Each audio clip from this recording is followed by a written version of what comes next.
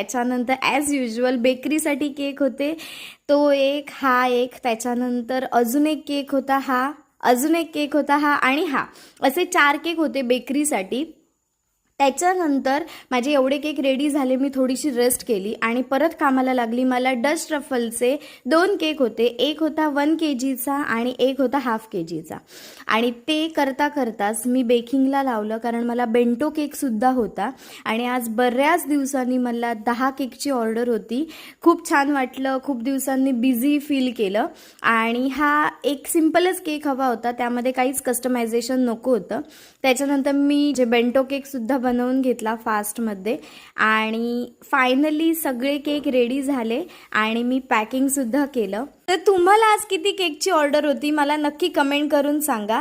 आणि असेच केक बघायचे असतील तर माझ्या पेजला फॉलो करा आणि यूट्यूबला सबस्क्राईब करा. बाय.